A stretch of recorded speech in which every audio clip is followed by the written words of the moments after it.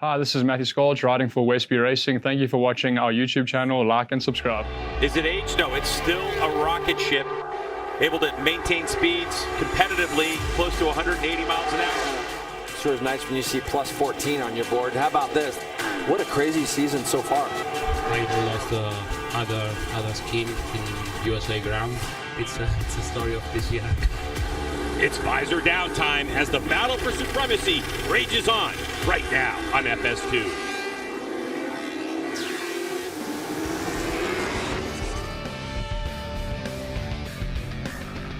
It's time for the MotoAmerica AMA FIM North American Road Race Championship. The round, Superbikes at Minnesota. We're at round 7 of 10 for 2022 as we set the stage for Medallia Superbike race number 2 from Brainerd International Speedway right here in Brainerd, Minnesota. Hello everyone, welcome to the broadcast booth. I'm Greg White, standing alongside two-time champ Jason Pridmore. It's been the Gagne show, Jason, no doubt about it, but we've had great racing behind him. Yeah, we really have, and Jake's doing what he does, isn't he? He's just getting out front, putting those laps down early, winning these races. Same streak he was on last year. Took him a little bit to get going, but you're going to see here, race 1 yesterday was a little bit more of the same. Jake Gagne got a good start. Petrucci was able to get up under Cam Peterson. We'll get into some of that a little bit later because Cam's bike was awful loose at the beginning of this race yesterday. Petrucci and Cam weren't even going back and forth. They were both good in different areas of the racetrack until this. Petrucci made a mistake down in turn 12 with about 3 or 4 laps to go after Cameron ran him back down. And didn't matter though, this guy was out front. He won by, I can't remember if it was 6 seconds, but he lost a good 3.5, 4 seconds in those first 2 laps. So it'll be interesting to see today if the 45 can render those problems and fix them this morning. Talking to Richard Steinboli earlier, and we'll see if he can make amends there and try to go with Jake early.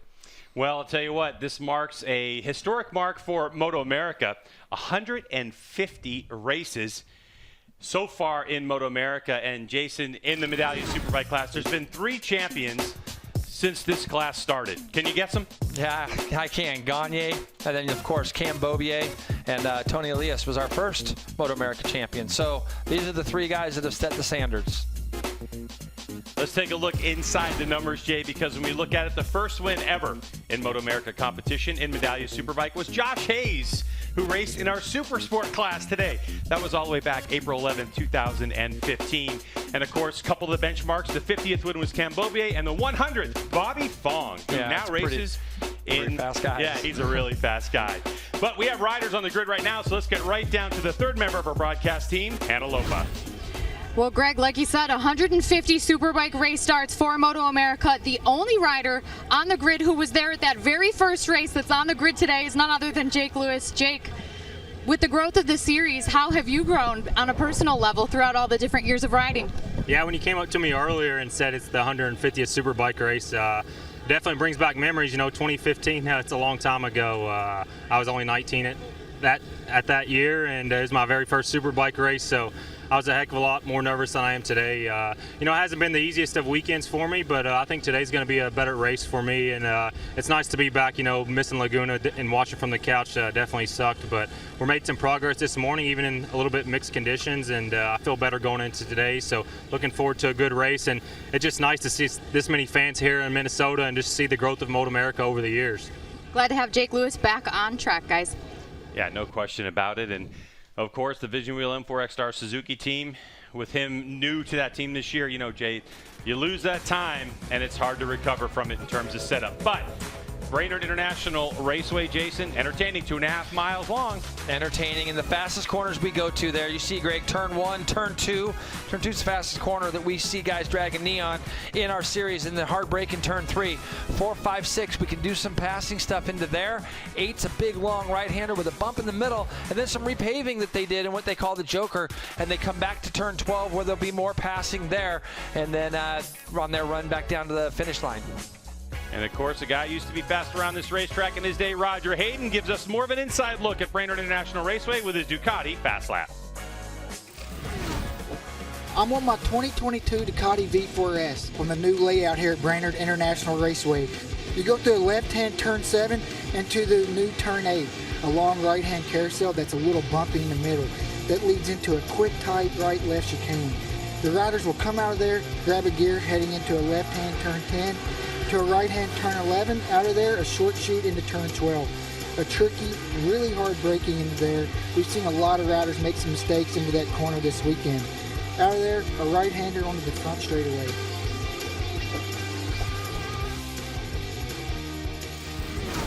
All right, thanks, Roger. And racing, Hayden Gillum, his 6th place finish yesterday, his best of the season. Can he do it even better today?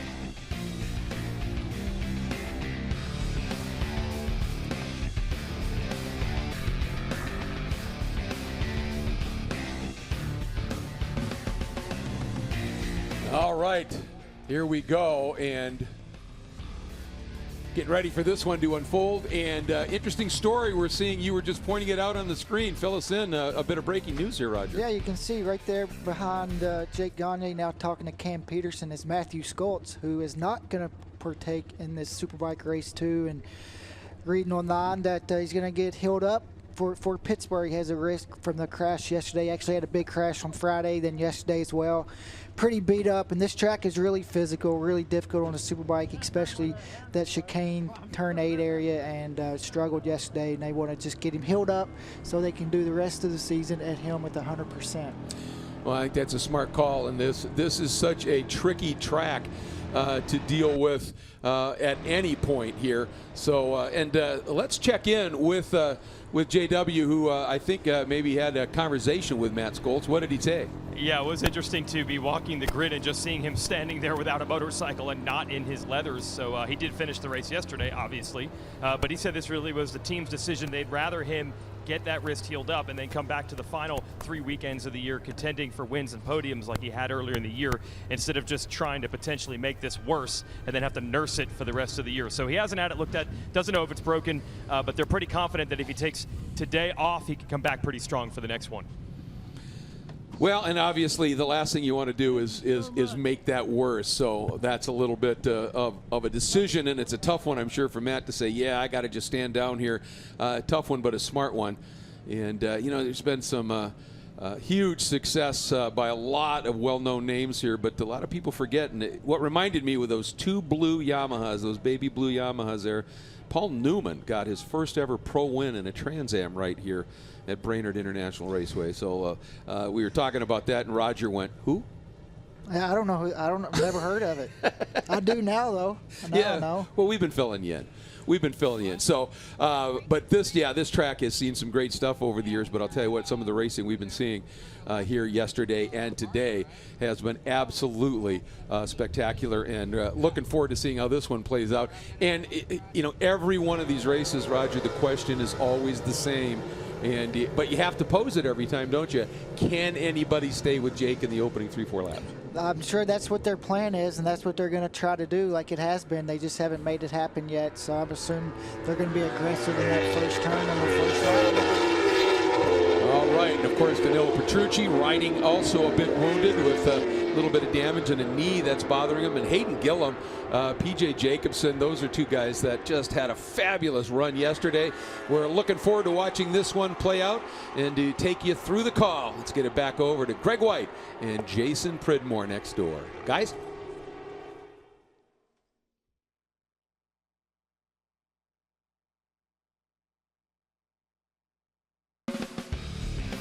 Medallia Superbike coverage is sponsored by Medallia, the pioneer in customer and employee experience. By Dunlop, the official tire of the MotoAmerica Championship Series. And by Geico, where 15 minutes could save you 15% or more on your car or motorcycle insurance. Back to Medallia Superbike race number 2 from Brainerd International Raceway. Let's take a look at your starting grid. Is Gagne on pole at a 29.992. Then we have Cam Peterson and Danilo Petrucci. Matthew Skoltz, Hayden Gillum, and PJ Jacobson. They're rounding out row number 2. Hector Barber, Anthony, Ashton Yates, Flinders, Lewis, Posh on row 4. A little further back, Travis Wyman, Corey Alexander, Andrew Lee, Ezra Bobier, Danilo Lewis, Justin Meist. Then we have Coffey, Dunham, May, Schmatter, DeBrino, and Nolan Lampkin. On the last row there, Greg, we got Matthew Orange, Manuel Segura. All right, so Jason just mentioned that Matthew Skoltz was fourth on the grid, but unfortunately he's not going to join us, Jason, because of what happened yesterday. That was a big crash he had. He's got an injured left wrist, and it's a real shame to see that for Matthew. He really did a good job yesterday getting fourth in that race, but you can see here, Greg, is him shaking that left wrist, and it was just too much for him to go today. I've also noticed Corey Alexander not on the grid. He's got a bike problem, and I just saw Dave Anthony come past our point here and roll down pit lane. So, man, we got some attrition already before the green lights even go on. And the clouds have rolled in here, and so there is definitely skies that are threatening. We'll see if we're able to get these 18-lap races off without a hitch. So it is Medallia Superbike race number 2. Danilo Petrucci looking to get back to his winning ways. The question is, can anybody control your pole sitter, Jake Gagne? Away we go. Cam Peterson looked like he got a good launch from the second spot in the grid, but position on the racetrack goes to Jake Gagne, so he's going to be number 1. But look at Petrucci trying to sweep around the outside. Petrucci now switches back to the inside. He goes around Cameron Peterson. So now Petrucci takes over second spot for the moment with Gagne out front. Petrucci knows he's got to try to show Gagne a wheel, but he's so far back. He's in deep, really deep there too, and you can see he's got into that corner. And Cam Peterson, I'm really curious to see how the 45 reacts to this early in the race. Let's keep an eye on the grip, the rear grip specifically of the 45 there in third place, Greg. As you can see, it looks like PJ Jacobson, Hector Barbera is up there in the top 5. So we got 2 of the Tyler's bikes there in the top 5. Looks like Ashton Yates possibly just behind them. But right now, that gap, it's appearing, and Petrucci makes another mistake out of turn 6. He's, oh, you see that? PJ Jacobson almost got in the back of him. Petrucci and Cam in deep into turn 8. Cam looks like he's just got that same almost kind of issue again, where the rear of the bike just doesn't look settled early for the 45. All the while this is going on, Jake Gagne doing what Gagne does best, out front, controlling the pace. He's going to set this fastest laps of the race, these first couple of laps, and then see where the rest of the field is, as it seems so frantic behind him to keep up with him. Is part of what's causing all these mistakes. So it's Petrucci in second, Ken Peterson in third, and a great start by PJ Jacobson. And now Hector Barbera in 4th spot, 5th spot, and then Ashton Yates, a couple of M1000RR BMWs and the S1000RR, the older model, getting after it. And look, the mistakes that you're seeing, you can see that from Cam there, but the mistakes that you see these guys making into corners is because the pace is so hard at the front. And this is going to be Petrucci coming out of turn 6, gets out there a little bit wide. You see those guys getting the drive. I thought PJ was going to take a stab as they went into turn 7.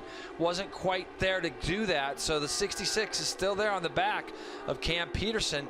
1.7 second lead after the first lap for Gagne. And listen, it's hard to call these races in the regard like we don't know what else to say, because he's just that good, isn't he? He is. 32.7 from a dead stop. I mean, that is so fast. So, and he's on his way right now, Greg, as far as just increasing that even more. So really, you got to start to look back. Can Cam hold off PJ Jacobson? Can PJ Jacobson run with these two throughout the course of the race? So that's what we're going to be keeping an eye on, it looks like. To give you an idea, the outright Super Sport track record here is a 132.7. That's in qualifying as fast as you can go with a run at the start-finish line. Gagne just did that from a dead stop on a Superbike. And you can see Cam having a look up underneath Petrucci. So, but it doesn't seem like you need to press the issue right now. As we know from yesterday, Cameron Peterson, once he settles down, he's got more pace. But it's really hard for him to get past Petrucci. And talking to Richard Stamboli this morning, you can see difference in lines there. It's very, very hard. Even if Cam Peterson gets in front of Petrucci, it's very difficult for Danilo to then go back past Cam, because it's not the easiest place to pass. And when you got a guy like Petrucci who's so good under braking, you have to kind of get smart with where you want to try to make a pass. It could be on a switchback. So they're going through turn 3 now. And if he can get himself close enough out of turn 4, this next left-hander, he might be able to squeeze up underneath Petrucci into 5, but that's where it's going to happen. Now, Gagne only went out 2/10, 30.4 first flying lap, 30.6, 30.6, 30.7 for the guys behind. So they only lost 2/10 on the second flying lap, but they lost 1.7 on the first one. That's the tough part. Hannah? talking to Cameron Peterson yesterday about that tire just taking a little bit more time to come in and feeling much more stable once it does. When I spoke with Richard Stamboli, he said they made some small electronic tweaks. You know, they have these tools from testing the bike over the last year or so, and it's hopefully going to help him be a little bit kinder to the tire. But talking to Cam about this battle with Petrucci, he said, today I just cannot sit on him. I need to take a risk. I need to make a move when the opportunity presents itself, and he thinks he has the bike to do it. Well, that's a lot of telling in terms of how much more Cameron Peterson's feeling comfortable on this motorcycle as well, that fresh and lean progressive Yamaha, that he feels like he does have a weapon underneath him to attack Petrucci. But Jay, you talked about it. The place you want to do it seems to be under braking, which is Petrucci's strongest suit. Yeah, and it is a difficult place to pass, and Cam Peterson isn't going to be the kind of rider that's just going to close his eyes and let go of the lever and risk having a problem. You know, the thing that we got to go back to is he lost the majority of his time in the first 3 to 5 laps yesterday. Looking at our screens, Greg, these guys were actually quicker than Gagne the last time by 1.8 seconds now. So they're actually capable of matching him, but this is the pressure that will get to be put on. And it will be hard for Cam to go by Petrucci at the pace that they're both running right now. Interesting. I mean, I don't think we've seen with 4 laps into a race that Gagne, when he's got the kind of record he has in terms of qualifying yesterday's race, have these riders so close. But look what Petrucci's doing. He's actually gapping Cam Peterson ever so slightly right now. So keeping an eye on these splits. 17.4 to a 17.3 in split number 1, sector number 1. Sector number 2, Gagne goes quickest, but only by a 1/10 over Petrucci. So, we got a big crash, Greg. We certainly do. So rider down, trying to identify who that is. Can't quite see the number, Jay. So flags flying as Jake Gagne continues to lead the way. Up and off the edge of the tire as Petrucci getting really aggressive with his riding, and Petrucci now with a clear track is going his personal best sectors this early in the race. Petrucci just goes fastest lap of the race at a 1:30.411 to Gagne's 1:30.452. Oh, wow. Is it Ezra? Is that Ezra Bobier? I don't see him on my screen. So I'm thinking it's Ezra Bobier. Gets high-sided off the inside of the bike. Bike's gonna ghost ride. And Ezra is just, wow. That's so he got high-sided off the inside of the bike. I can see out our vantage point right now. He is up and okay. The corner workers are with him now. So I don't think that we're gonna see any stoppage to this race because the bike isn't in any real harm, and Ezra's up, which is good to see. The bikes right now are going past where that incident was. And like you say, Greg, 30.4. Both the riders in first and second went 30.4. This is going to be really encouraging for Danilo right now on the number 9 to see that Gagne hasn't just completely disappeared. These lap times that Petrucci's putting down right now are the fastest laps that he has done. And you can see Ezra is up and okay.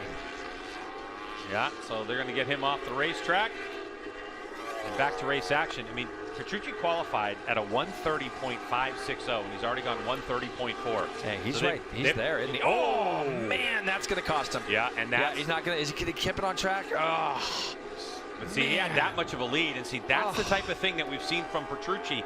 It's that little bit of over-exuberance that creates these little mistakes when he was chipping away at it. Now he's created so much more work for himself. Greg, he closed half a second up until that point. In the first 3 sectors, he had closed up half a second on Gagne, and that is just a bummer. And that was where we saw him make the mistake yesterday, going into that turn 12 and out-braking himself ever so slightly. So let's see what happens. Rear of the bike gets out of there a little bit squirrely, and it's, man, that's such a weird snapback there. You can see the throttle control and brake control of Petrucci, and a bit of runoff right there too. Kept him race alive right there. Kept him from going out onto the grass. And let's see if he can recover from that a little bit. It was 2.1 seconds was the gap when he came across. It was up to 1.8. So he only lost 0.3 of a second on that lap with that big of a mistake. So now it's going to be hard work again, though, as Gagne goes 32.9 in sector number 2 to set his fastest sector time of the race. Now, the thing is Gagne's going to see that +0 on his board when they went by, not knowing that Petrucci had made that mistake with 2 corners to go. So now he's got a 2-second lead. So Petrucci with a massive push and a mistake as we ratchet back to some more battles on the racetrack. This is the battle for 10th spot. Man, Brandon Posh is in there. I see Danilo Lewis, Andrew Lee, Jeff May is there. And it looks like Jeremy Coffey. I'm trying to see who's on the back of them. It might be Hunter Dunham. I can't tell from that vantage just yet, but this is that battle. And it does look like the 17 of Dunham in the mix. So a good battle as we take a look at Jeff May. Yep, still out there racing. And Jeff May on that Vision Wheel Discount Tire KWS. That's a Honda CBR 1000 RR SV. This is the best we've seen from Danilo Lewis this year too, because he hasn't. Last year, look at Andrew Lee. Wow, he pulled up along the outside of Danilo there, and it looks like he's trying to go by Posh as well. But Andrew Lee really fast through turn 1. Now Posh and him going off into turn 3. A couple of our stock 1000 competitors from earlier on today. Let's see if Andrew could do anything here. But you can see Jeff May just back there. I thought he might try to take a sneak up underneath Lewis as well. He wasn't quite able to make that. Here we go to PJ Jacobson in 4th place on the Tytler's Cycle Racing. It's a BMW M1000 RR. And Jay, I wanted you to have a look at PJ Jacobson and seeing what you're seeing, because PJ had a great start to the race. He's had the fastest lap of his race at a 30.7. And for PJ, who qualified at a 31.6, that's 1 second faster than qualifying. And it just shows you the advancements the team are able to make with good quality track time. So let's take a look at PJ. What are you seeing? Well, from one thing I'll tell you right now, Greg, is when our race was finished yesterday, from our vantage point, we can look down on pit lane, and he was there for a long time debriefing with his crew yesterday. So they've made some nice changes to this bike overnight that has made him be able to go a full second quicker. And again, this is going to be a track that PJ has not been to before. So, you know, the thing I'm seeing right now, the thing that's impressed me the most about this team is that they've always been able to have one of their riders up there, and that's Max Flinders, who was running up ahead of that battle that we saw earlier. He was running 9th, was Max, and yesterday Max Flinders was running 8th at one point in our Superbike race, and right when I was going to make a call about that yesterday, his bike broke, or he had a problem where he came down pit lane, so that's a shame for Max.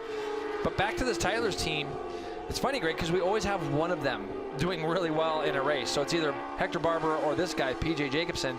Today it's PJ. He still has Cam Peterson just up the road from him about 1.8 seconds.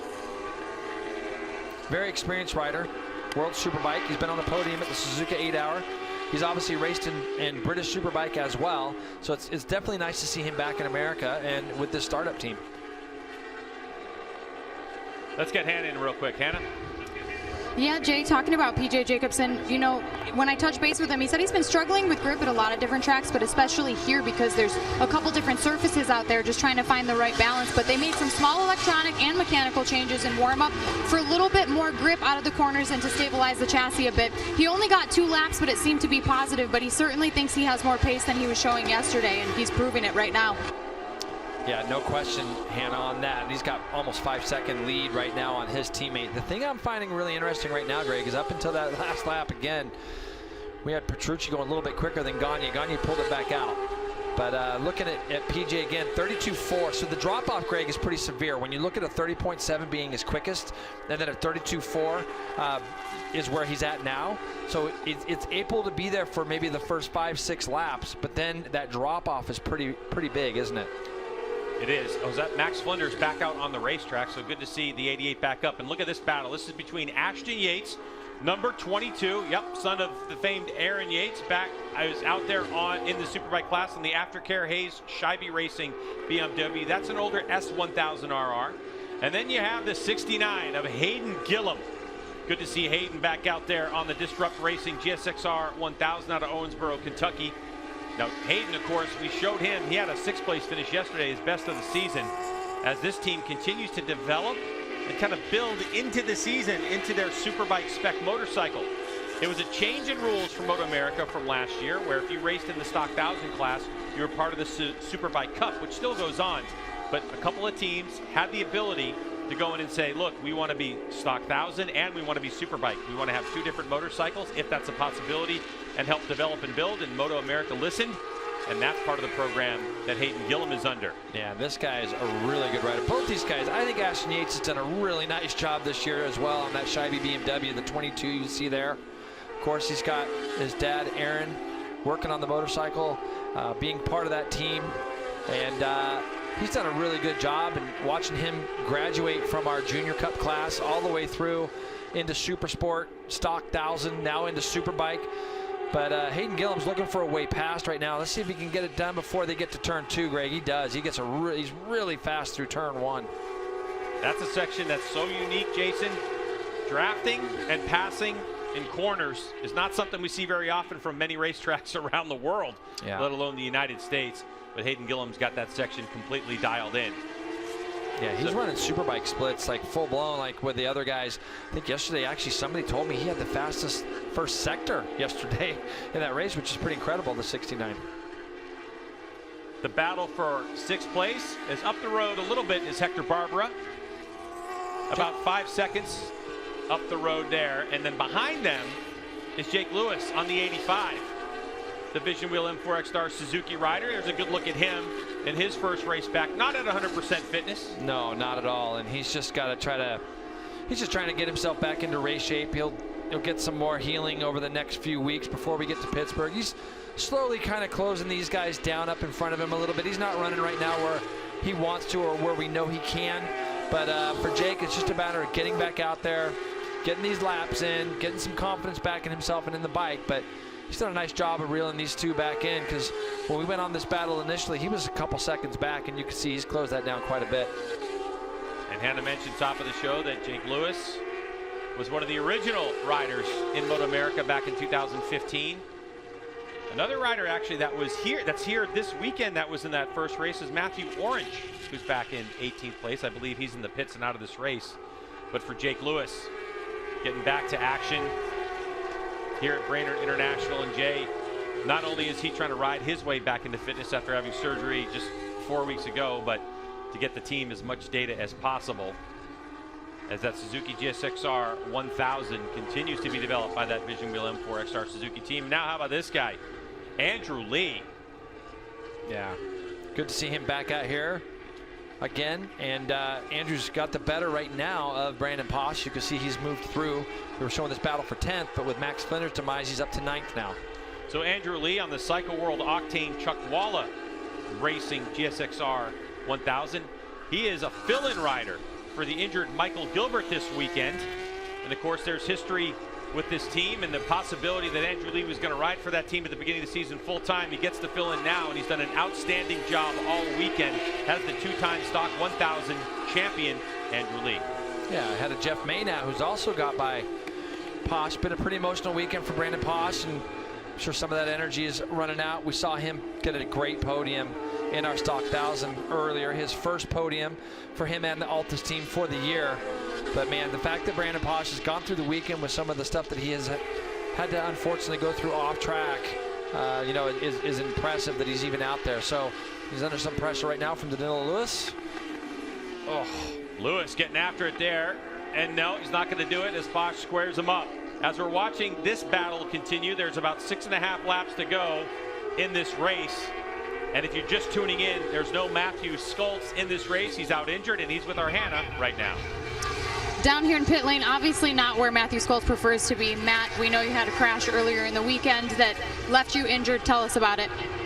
Yeah, I mean, unfortunately I had a crash early on Friday morning, which didn't help, and then in second qualifying, put on a new tire and tried to go for a quick lap, and had a pretty good crash on the third last corner here and did some pretty good damage to my wrist. I mean, yesterday I managed to get fourth, you know, riding around, not being able to push as well as I should. And yeah, me and the team just took the decision now to just sit this one out and come back for the last 3 rounds and ride how we should be, challenging for the podium. Now, yesterday I was fourth, about 15 seconds off of Danilo, I think it was.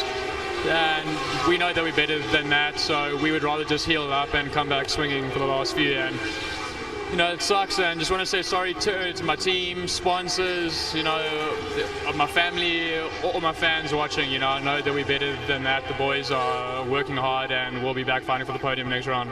We'll see you soon, Matt. Heal up quick. Thanks. Yeah, and you can see how swollen that hand and wrist area was. Yeah, so I think the right decision.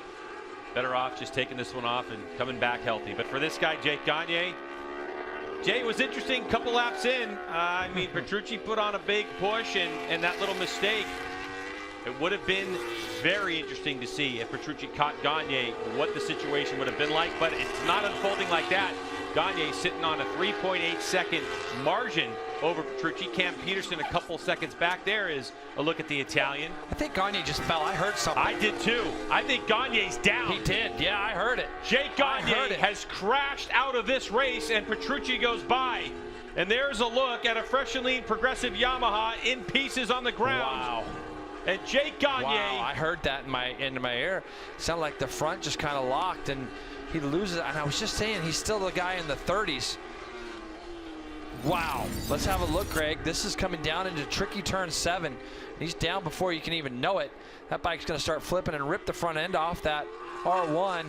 Gagne is going for a big ride, and you can see there goes that front end. That thing's across the other side of the track, and Petrucci will have seen that. But I heard the thing lock up as he went in there. Wow. Well, this is going to do something for this championship, and Gagne back down, so obviously taking a big hit. That's a fast one, G-Dub. That's a big one. That's going from 3rd back to 2nd, and keep in mind, he goes back to 1st before he gets down into turn 8. So we'll have to really get an idea of what happens. There's a lot of things that can happen in that area, especially when you're going from 3rd to 1st. It's real easy to catch a neutral there, and while you have that front brake lever on, it's real easy to lock it up. So Danilo Petrucci, 12 points behind in this championship. If he's able to bring this one home, Gagne's not going to finish, score 0 points. That's 25. We're going to see Petrucci back to the top of the championship. That moves Cameron Peterson into 2nd and PJ Jacobson up to 3rd. You know what? This team made some changes overnight, though, and Petrucci definitely had better pace today. It's going to give them a lot of confidence. He ran 31.7 that last time. He's got 6-second gap now over Cam Peterson. So they made some nice changes. Yeah, Gagne was pulling away ever so slightly towards the end here, but Petrucci was still running hard, and it's a very uncharacteristic mistake now. We've seen that twice from Jake this year, which is not normal. But Petrucci, if he can just keep the ship on the rails right now with 4 laps to go. Live championship. If it ends like this right now, this is the way it would look. Petrucci would take over the championship lead. Gagne would be in 2nd, 13 adrift, and Cam Peterson in 3rd at 38. Man. I mean, it's one thing to be pushing on lap number 1 and have him go down like he did last year. Yep. But for Jake Gagne to push this late in the race with a 4-second lead, to go down with 5 laps to go, is unusual. And we got to just hope he's okay. You know, you got so much adrenaline running through you that if you feel your legs are underneath you, you can usually just jump right up, which is what we saw. And then our next shot, we saw him sitting back down. So maybe he just had the wind knocked out of him, and he was just catching his breath again. But let's look at what Petrucci has done here. We're getting word that Gagne is walking around. But how about PJ Jacobson? This is going to jump him up to 3rd. Again, another possible podium for the Tytlers team. The question about Jake Gagne is injuries, Jay. You know, we know at such a high speed, and you can start tumbling around. But our focus is back to the lead. Petrucci now has a 6-second gap over Cameron Peterson. Yeah, but you say that, you know, we just had that interview with Matthew Skoltz. He had his accident yesterday morning. He was able to get going and be able to ride yesterday, and then today he wasn't able to. Once that adrenaline rush just kind of comes down and your body starts to feel a little bit beat up, and especially if you don't know exactly what's wrong, and Matthew's getting x-rays, I believe, on his wrist. But that's what right now Gagne is going to be doing that over there pretty lonely by himself right now, just taking a little bit of an idea of what's going on with him and his body. So the flag flies for the fresh and lean progressive Yamaha team. That's gone to Cameron Peterson. All the while that Warhorse HSBK Racing Ducati New York entry of Danilo Petrucci out front. But Jay, looking at Peterson, he's got a comfortable gap, 8 seconds to PJ Jacobson.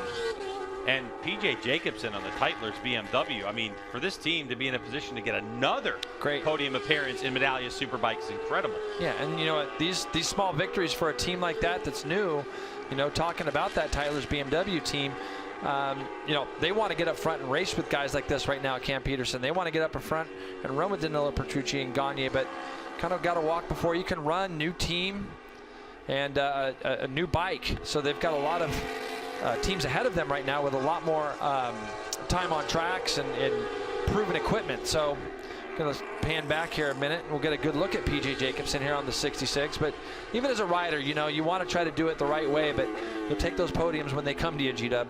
Yeah, there's no question about it, because, you know, the old adage in racing, to finish first you must finish. That's right. So the big question mark is, obviously, is Jake Gagne okay? You can see the remnants of his motorcycle on the side of the track where PJ just went by. So it's Petrucci out front by 6.7 seconds over Cam Peterson. PJ Jacobson a couple of seconds behind Peterson. So Jay, looking at those lap times, it doesn't look like PJ took any time out of Cam P. And then Hector Barbera, PJ's teammate, back there in fourth. Hayden Gillum up to fifth. That would be his best finish in Medallia Superbike this season. Yates, Lewis, Andrew Lee, Jeff May, Brandon Potch, top 10. So Jay, here we go. 2 laps to go. No one's super close, but yeah, everybody's spread out, aren't they? They are. But what a turn of events we've had in Medallia Superbike. Yeah, but I think it just goes to show the amount of work that they did on the Ducati overnight, because yesterday Cam Peterson and Danilo Petrucci were just riding around together, if you remember, the whole race. And let's not keep in mind, this guy had a big accident yesterday morning as well, and what he described as one of the biggest high sides he'd ever had. So for him to bounce back and get that podium yesterday, that second place, that's why these guys ride. That's why these guys try to get back in their leathers and go even when they're injured, because they got to get those points on the board. And if something happens like what happened today, that second place is even more important than yesterday. But they made some changes, because you can see today he's almost 7 seconds ahead of Cam Peterson now, running 31.5. Cam's 32.0. He realizes he's not going to catch up to Petrucci. Petrucci's got about 1 lap and 3 corners to go now, so he's just managing. So for Danilo Petrucci, he started off the season in MotoAmerica, a Medallia Superbike rookie. We go to Circuit of the Americas in early April. And he comes out of the box, 2 wins straight away in front of his old MotoGP paddock, the one that he was in just months before he came to the United States. And we show up to Road Atlanta, race number 1. Petrucci does it again, 3 in a row.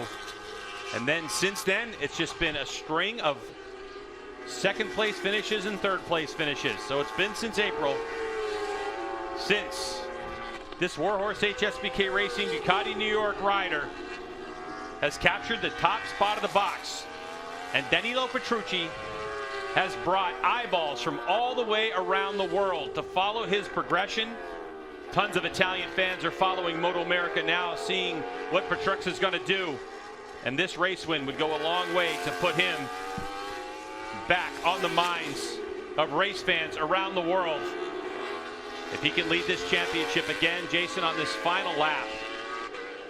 And you talked about it, the difference that this team, the work that they've done, and Petrucci's guidance, obviously, as a rider on what he wants changed. The fact that they're able to do the fastest lap of the race at a 1:30.4, faster than he was able to qualify.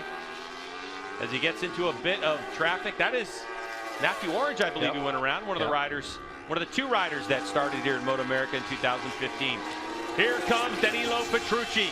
He goes by his crew where our pit lane is, and Petrucci did everything he needed to do to keep himself in a position to win this race. Onto the front straightaway we go, and Danilo Petrucci, fist in the air, takes a checkered flag and his 4th MotoAmerica Medallia Superbike race win. Here comes Cameron Peterson on that fresh and lean progressive Yamaha. He'll take 2nd spot, and Tytler Cycles gets to celebrate again on the podium with PJ Jacobson taking the checkered flag. He'll be 3rd. Yeah, it was really spread out. Barbara is going to go through, I believe, Greg, and finish 4th with Gillum and Yates behind him. But for this guy, it's a, you know, look, he closed the gap. They made those changes going into Pittsburgh, another place that I think he has actually gone to. Or I think maybe Heron did. I don't think Danilo went there just yet. I believe he's injured, went home. He's going to go there. I think we heard Heron say earlier they're going to do an endurance race together the week prior on a V2, a stock one. So he's going to get some laps around Pittsburgh. Yeah, he's going to get some laps around that place. Wonder if it's a 4 or 6 hour disappointment for the former championship points leader. He's going to lose that lead. Good to see him up and okay. 100%. That's what really makes the difference. We still haven't seen the race we want to, the heads up between these two just yet. But it's Petrucci with a smile on his face here at Brainerd International Raceway, as he will be credited with a 7 second margin of victory. So Ducati back on top of the leaderboard and on the top step of the podium. Some race. Yeah, well, it's a good race for him. I mean, that's the other guys, just couldn't even hang on to Petrucci today. So Cam's going to be frustrated. I know, just knowing how he is. He's probably going to be a little bit frustrated. You can see here these guys are coming through. He's probably just giving Gagne a thumbs up there. Into pit lane goes Danilo Petrucci as he heads to victory lane. Not this guy. His third DNF of the season, and he'll lose that points lead. But we'll find more out about Petrucci and how his race went when we return to Brainerd International Speedway.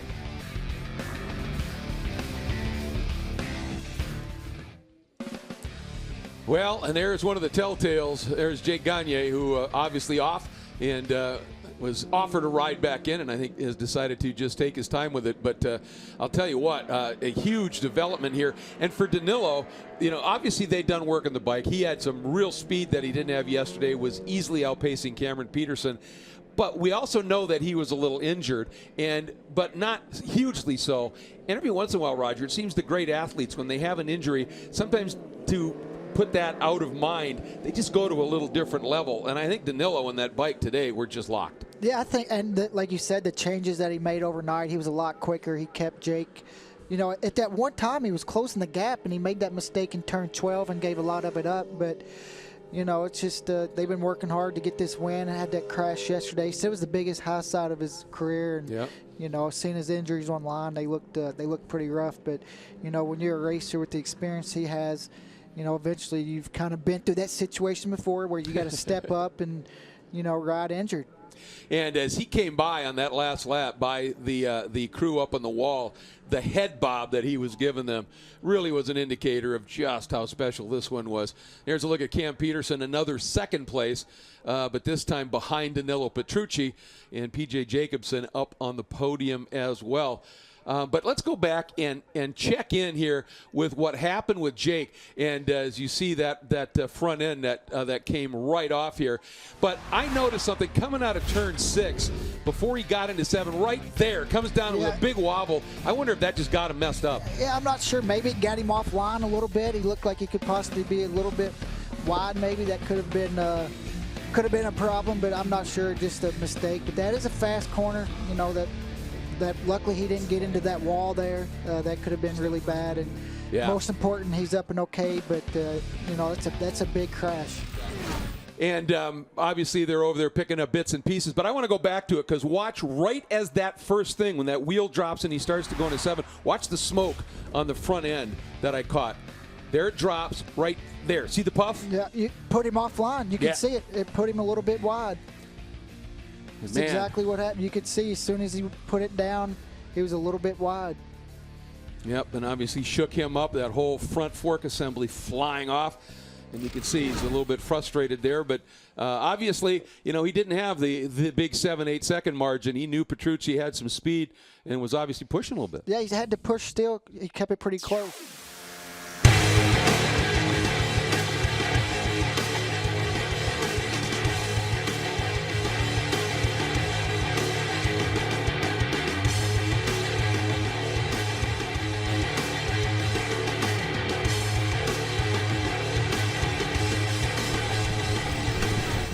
Results have Petrucci 7.1 seconds over Cameron Peterson, P.J. Jacobson in third, Hayden Gillum, Hector Barbara. So wow, something must have happened there. Yeah. 43.8 on the last lap by Hector Barbara. It was 10 seconds slower than Gillum.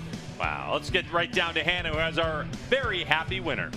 Today's Medallia Superbike winner is none other than Danilo Petrucci. It's been an up and down weekend for you. What changes were made that helped you pull away from Cam Peterson and ultimately take advantage of this position? Yeah. Yesterday was definitely one of the toughest days of the year. And then this morning when I saw the rain, we made a quite big change on the front end of the bike. And it was a little bit better. But I had a big moment on the first lap, and I almost crashed. I put the third gear, I go wide, and then I think also Cam had some issue because he go wide again. And I tried to stay as close as I can to Jake, but I went wide again like yesterday Fortunately, I was able to stay on track, but I go over the curb. But then I said, I need to try to stay close to him. I try to push. He was maybe a pair of tenths faster, but I'm sorry he crashed. And yeah, the championship is still open. And yeah, massive thanks to all the team and all the people here, all the spectators coming here. And it's been a pleasure to be here. We'll see you in a few weeks at Pittsburgh. Danilo Petrucci, today's race winner. Not only race winner, but now championship points leader again. So the championship is definitely open. And Jay, that's what you have to do. I mean, he pushed and found himself in the position to take advantage of what happened with Jake Gagne. Let's get right back down to Hannah, who was our second place finisher. Second place today goes to Cameron Peterson. Cam, you had a comfortable gap over PJ Jacobson, but you lost touch with Petrucci today. What was it that just wasn't quite working for you? Yeah, I mean, it was a tough race today. Definitely better in the first couple of laps, you know. I felt like I had a good motorcycle under me, and then again, just a few moments, you know, I hit a couple of false neutrals going into turn 9 and lost that little bit of a gap. And yeah, I didn't ride very good that time, you know. So, but I got to give it up to these guys, the whole Fresh and Lean Progressive Attack team. Every single weekend they give me a motorcycle that's capable of winning races, and now it's just up to me, you know. So I can't have days like I did today. I got to be on my A game. But congrats to Danilo on another win, and to bummer my teammate went down. You know, Jake had that one in the bag, but he'll be back strong next race. Thanks, Cam. Yeah, I think that his expectations are a lot higher than where he finished, and I knew that would be the dejected Cam Peterson that we'd see on the podium. And you know, he said he didn't ride well. He'll go back and analyze some of that stuff and look at the things with the team of things he could have done better. Let's get back down to Hannah. Third place today goes to Tytler Cycle Racing, PJ Jacobson. PJ, some changes made to make you a little bit more comfortable. What was it that was really working well for you that allowed you to capitalize on others' mistakes? Yeah, for sure. You know, it's been like my first time here this year, so it's been learning the track and stuff. And yeah, yesterday was our first race, so obviously it's a big learning thing for me, for my first race there, and trying to learn the setup. So, you know, Scotty and the whole crew and Peter and, you know, the electronics and the chassis, it kind of all worked good. So now we know what to improve even to make another step. So I was pretty happy with the bike, and we'll go over a lot of stuff when we go back and debrief. And, you know, congrats to these two guys. They're kind of on a different level right now for sure, but we'll just got to keep chipping away. The whole team is doing a great job, so I can't thank them enough. Congratulations, PJ Jacobson.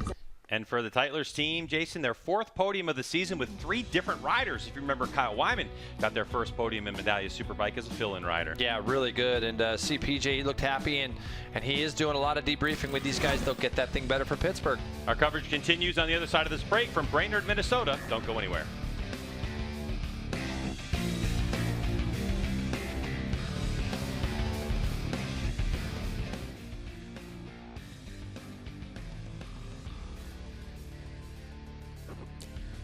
And 2 Tytlers BMWs up in the top 5 with Hector Barbera right there on the number 80. And, you know, Ashton Yates, I think that was a really strong ride by him on that smaller independent team on the BMW. But, again, Hayden Gillum impressive. Yeah, great ride from him. Hector Barbera, actually, they would have had 2 riders in the top 4, but whatever problem Hector had on the last lap, he lost a lot of spots. Ashton was only 2 tenths behind him, so he had an issue. So luckily, he actually got the Medallia Superbike coverage is sponsored by Medallia, I mean, it's the pioneer in customer and employee experience. It just shows you that, by Dunlop, how well he's riding, the official tire of the MotoAmerica Championship Superbike yet.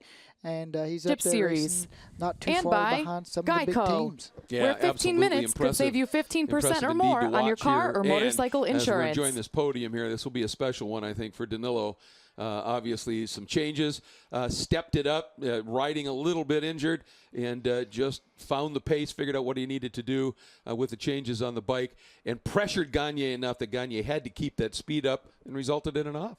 Yeah, just kept the pressure, didn't let him walk away, and you know, Jake just made that little bit of a mistake and went down. And you know, we've seen a couple of those mistakes this year that we didn't see out of Jake last year, but Jake went on a big run. And I think he knows he can go on another run like that and close that points gap up.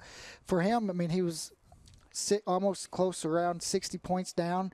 Being down 13 points isn't going to be much to him with how competitive his teammates been that could get in between him and Danilo and get some points back. So it's going to be interesting as the season winds down and the race, shorter amount of races we have left, the points are going to matter more. Absolutely. Closer we get, they always do. And just an impressive fight back here, obviously, by Danilo and the team. And now a little bit of a break, so Danilo himself is going to be able to heal up a little bit. Matt Scholz maybe will be back and healthy. He's had a win this year. It's going to be, I think, pretty intense once we get to Pittsburgh and the rest of the season. It is, and I think it's going to be more intense as the year goes on, especially as these guys are starting to get a little bit closer and figuring things out. And I think Danilo made some setup changes on his bike that seems like maybe he liked. He can carry that on to the next track.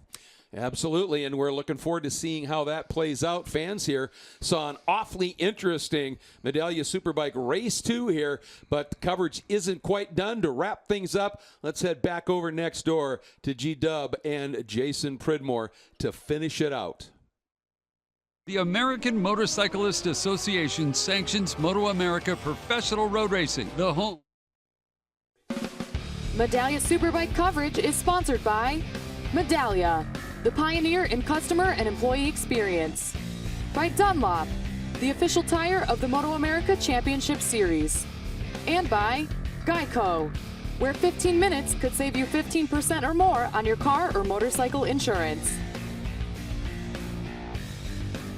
Podium celebrations. And no, it's not April. That's the current view of Danilo Petrucci back on top of the box. And he's putting together some season, Jason. Well, he's had some podiums, and it's just a chipping away process of getting this bike working for him at these tracks that these teams see before, but not on this motorcycle. Let's get to some race 2 highlights. A little bit of the same as yesterday, the same that we see a lot. The number 1 gets a great start, gets up underneath his teammate. And then we saw a lot of little weird things happen in the first couple of laps between Petrucci and Cam. Little mistakes here, little mistakes there. This was a big one. This was on a lap that Petrucci was actually closing down the distance to the number 1 at Gagne. But Gagne got into a rhythm and started pulling back away. Had about a 4-second lead when this really big crash happens in a very, very fast spot on the racetrack, turn 7. And we saw later on that Gagne was up. He was okay. That's the main thing. Petrucci, though, had Cam Peterson he still had to deal with PJ Jacobson running back there in 3rd. Petrucci put his head down, Greg. Would go on to win this race by 7.1 seconds, retake the championship lead. It's a big win for these guys and this Ducati team.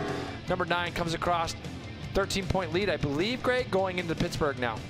Unbelievable. Our coverage continues on the other side of this break, so hang tight.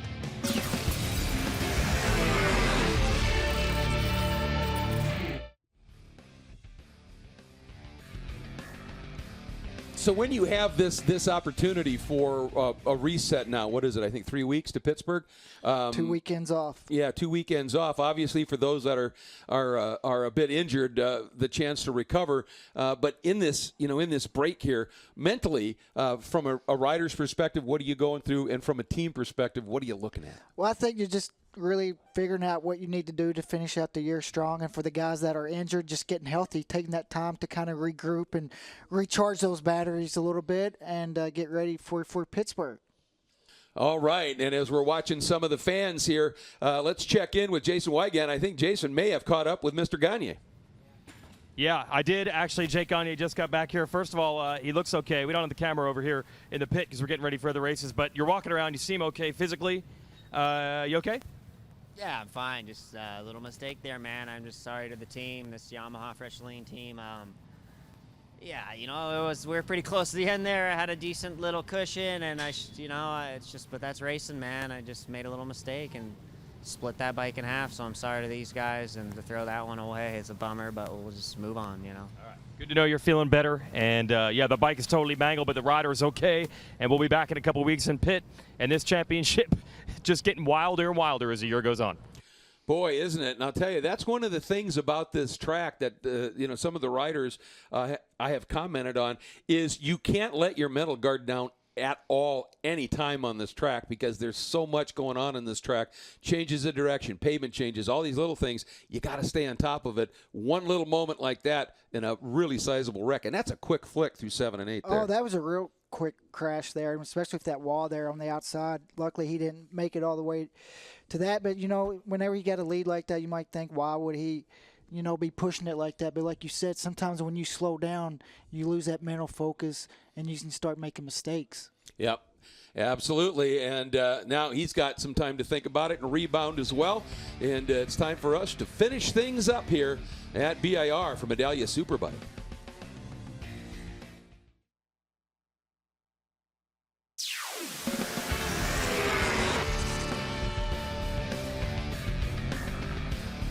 Beautiful aerial shots of Brainerd International Raceway here from Brainerd, Minnesota, as we are done and dusted with Medallia Superbike race number 2.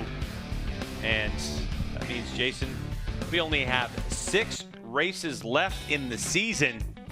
And Danilo Petrucci retakes the points lead over Gagne. He's now got 13 points, which just doesn't feel like a whole lot, does it? No, it doesn't feel like a lot at all, and it's right there for us for the rest of the year. These last 3 races are going to be a lot of fun to watch, and Cam Peterson's only 38 back, and he's going to, you know, that's what's crazy about this is he still is less than 2 races behind, but we've kind of seen a strange year where we've seen mistakes made or mechanicals. We've never seen a full-on battle between Petrucci and Gagne yet, where they've gone back and forth.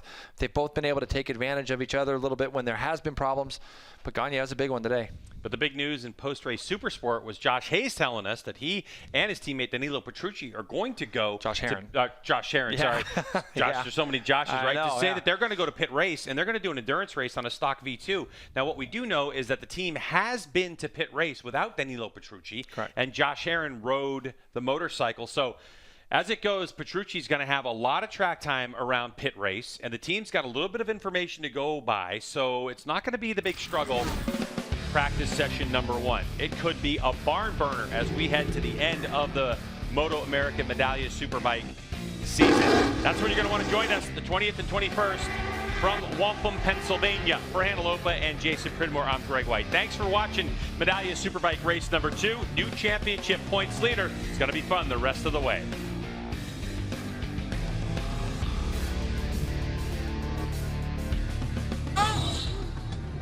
Good job.